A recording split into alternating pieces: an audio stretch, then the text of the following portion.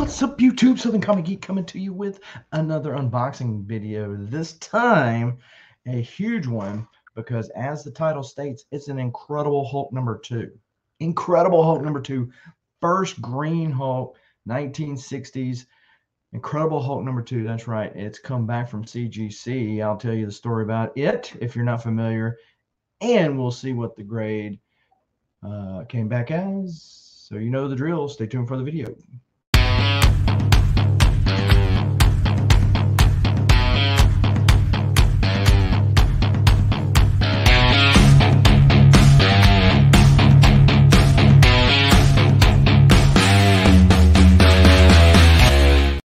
Now, before we get into all of this comic book goodness, go ahead and smash that like button, hit the subscribe button, as well as the bell notification, so that when videos like this one drop ever so randomly, you are one of the first people to know and can make the conscious decision as to whether or not to watch it now or later. As long as you watch it, we appreciate you.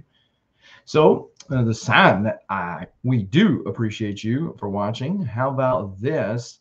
Visit bcwsupplies.com. Use the coupon code SCG to save yourself 10% on your order at checkout. Also in the description of this video is going to be a 15% coupon for Comics on Coffee, comicsoncoffee.com. Visit them for some great coffee to go with your comics. They got Batman, Joker, even the Scout Comics brands, related coffee. And again, use the coupon code SCG at checkout to save yourself 15% on your order there.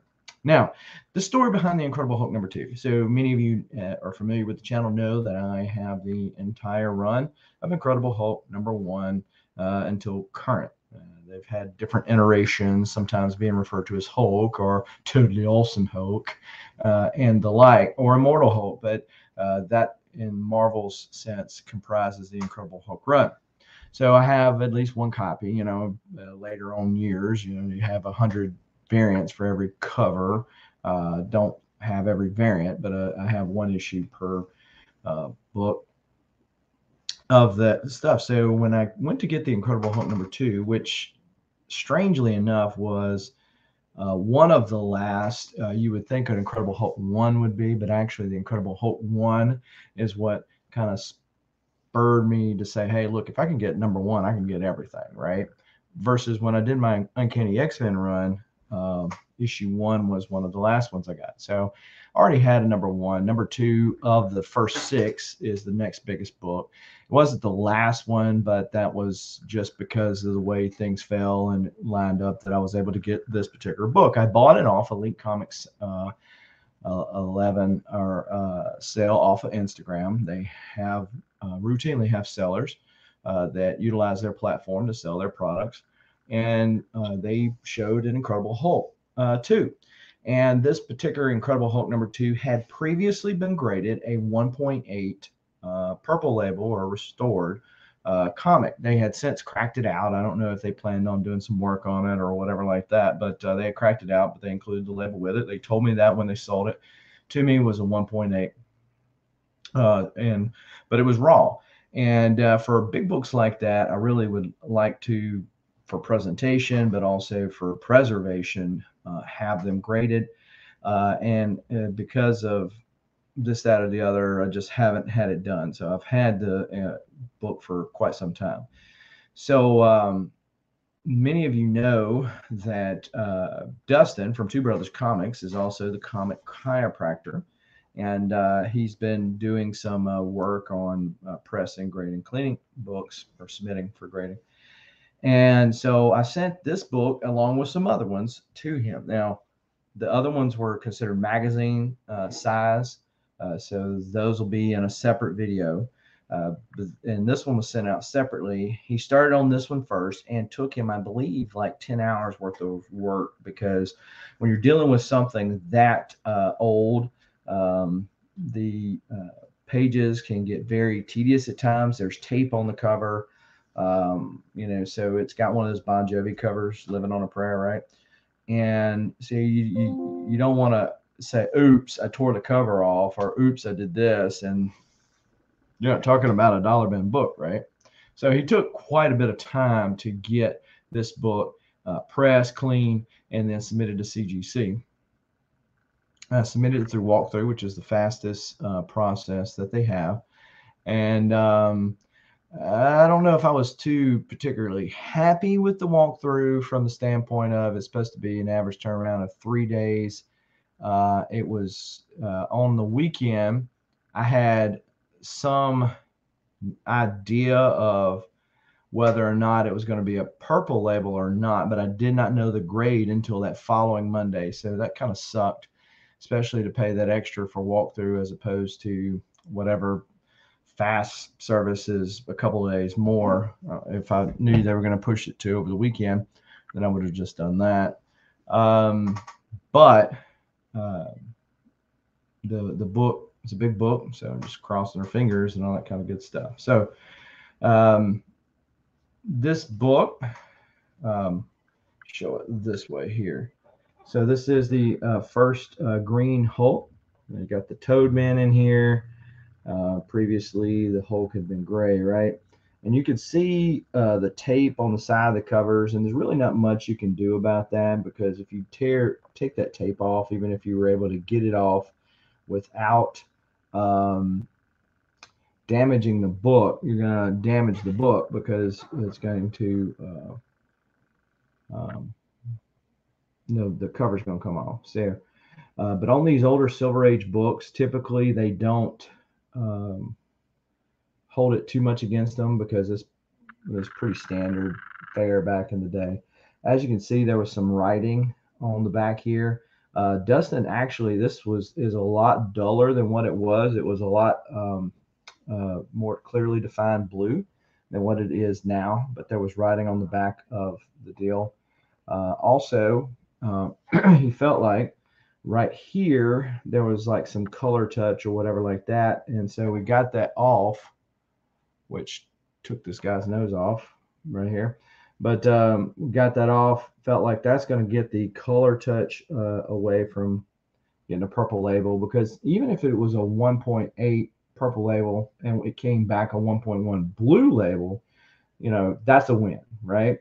For me, for my PC, especially with the Hulk's pants typically being purple, it did not bother me. So when I bought it, I paid a purple label price for it. I would count it in the win column, but it's not like I was buying it with the purposes of flipping it and all that other kind of stuff. But again, it would still be counted in the win column. So let's see. Here's another big thing. There used to be a coffee stain almost like right here, and you can still faintly see where it was, but he got that off. And staining is one of the big things that CGC counts off for. They really abhor staining and can count big time off the book. So I felt like, that coffee stain being very faint, the writing on the back being fainter than what it was, would lead us to at least bump up a grade purple wise, or if we can get I'd rather have a lower non-purple grade, but let's see what we got.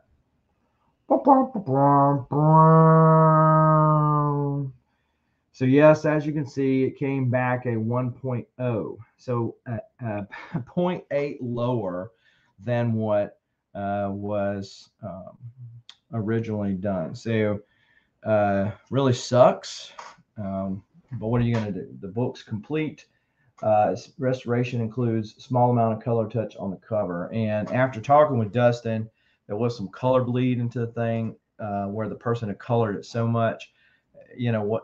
It's not like you can take it all the way off without removing the cover, and then it's going to be a lower grade regardless. So, the cover is quite a bit straighter. That coffee stains off of there.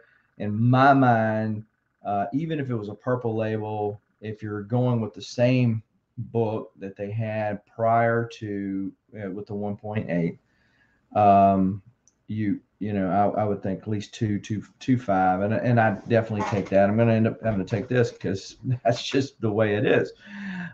Because with the 1.8, it being previously a 1.8, one, they could have damaged it taking it out of the case. The person could have been in a better mood, the grader that is, in a better mood when they graded it as a 1.8 than they graded mine as a 1.0. So, or they, and I don't think this would be the case. It'd be kind of random to include somebody's purple label. If you're going to tell somebody it was graded before, why not include a blue label? So, so it could have been damaged, or the grader was just in a better position. The thing with CGC is that there is a lack of consistency, in my mind. And when dealing with humans, you do have the propensity for mistakes, so that's a possibility. But what are you going to do? It is a 1.0, but it is complete. It presents a lot nicer now that it is in a case, and now that it has been cleaned. It presents a lot nicer than what it did before.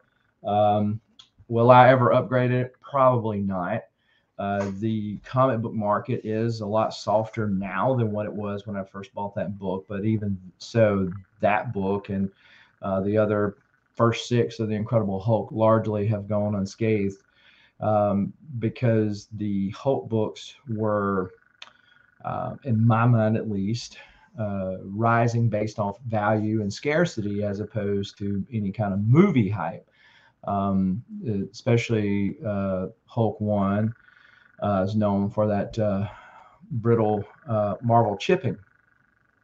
So to be able to have the whole set, I've got, let's see, got 1's already graded, 2's graded, 5 and 6 are graded, 4's graded, so it's 3, I think it's 3 that's not graded. And I was actually going to send that one to Dustin too, but in closer inspection, the cover's detached. I just, that might be an exception. I might actually upgrade that book, and sell that one. That doesn't mind. Somebody just has a Hulk 3, and that's okay for them. Because I'd really like to get the first 6 graded, but we'll see how it goes. Tell me what you think down below. Have you had the same experience with CGC? I will say that CGC, at least on the newer books, is speeding up their processes than CBCS. CBCS is still almost a year if you decide to pay the normal price and let them go through. CBCS is still holding my books from the George Perez signing, as well as some that were sent in March of this year. So, if you have been following my channel for any length of time, you know that I had basically broke away from CGC for all intents and purposes from when they went on up to tearing off my first appearance of Havoc, the cover off of that book, and just their lack of customer service, and had moved to CBCS because they had upgraded their cases. It was one place that I could send both books that were previously signed and new ones, and really liked the cases. But now with CBCS's turnaround times, as horrible as they are, the only thing I'm going to use them for is previously signed books. So tell me what you think down below, and remember, until next time, keep reading and keep collecting. Adios.